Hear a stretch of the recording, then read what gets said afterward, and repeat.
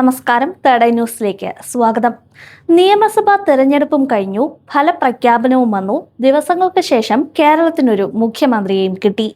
ഈ മാസം 18-ന് മന്ത്രിസഭയുടെ സത്യപ്രതിജ്ഞ, ശേഷം 21-ന് MLA-മാരുടെ സത്യപ്രതിജ്ഞ, 28-ന് നയപ്രഖ്യാപനം, ജൂൺ 5-ന് ആദ്യ ബജറ്റ്.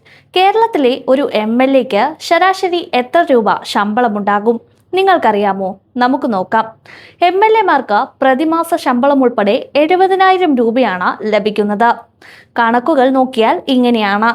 സ്ഥിര ശമ്പളം 2,000 രൂപ, നിയോജക മണ്ഡലം allowance 25,000, travel allowance 20,000, telephone allowance 11,000, information allowance 4,000, മറ്റ് അലവൻസുകൾ 8,000. ശമ്പളം മാത്രമല്ല, ശമ്പളത്തിന് പുറമെ നിരവധി ആനുകൂല്യങ്ങളും MLA-മാർക്ക് ലഭിക്കുന്നുണ്ട്. സഭാ സമ്മേളനങ്ങളിലും സഭാ സമിതികളിലും പങ്കെടുക്കുമ്പോൾ ദിനപത്തായി 1,000 രൂപ ലഭിക്കും. ഇനി സംസ്ഥാനത്തിന് പുറത്താണെങ്കിൽ അത് 1,200. റോഡ് യാത്രയ്ക്കും അലവൻസ് ഉണ്ട്. പെട്രോൾ അലവൻസായി കിലോമീറ്ററിന് 10 രൂപ ലഭിക്കും. KSRTC-യിൽ സൗജന്യ യാത്ര, കൂടാതെ 40 ലക്ഷത്തിന്റെ അപകട ഇൻഷുറൻസും. പ്രതിവർഷം 4 ലക്ഷം രൂപയുടെ ഇന്ധന അല്ലെങ്കിൽ ട്രെയിൻ ട്രാവൽ കാർഡ് ലഭിക്കും.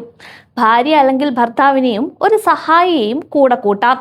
ഇന്ത്യയിൽ എവിടെയും സൗജന്യ യാത്ര, ഫസ്റ്റ് ക്ലാസ് അല്ലെങ്കിൽ AC സൗകര്യം ഉൾപ്പെടുത്താം. ചികിത്സാ ചെലവുകളും സർക്കാർ വഹിക്കും.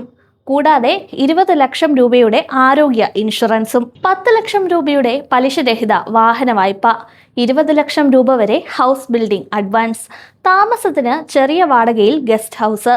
പെൻഷനിലേക്ക് എത്തിയാൽ പ്രതിമാസം 8,000 രൂപ, 5 വർഷം പൂർത്തിയായാൽ 20,000, 70 കഴിഞ്ഞവർക്ക് 3,000 അധികം. പരമാവധി പെൻഷൻ 50,000.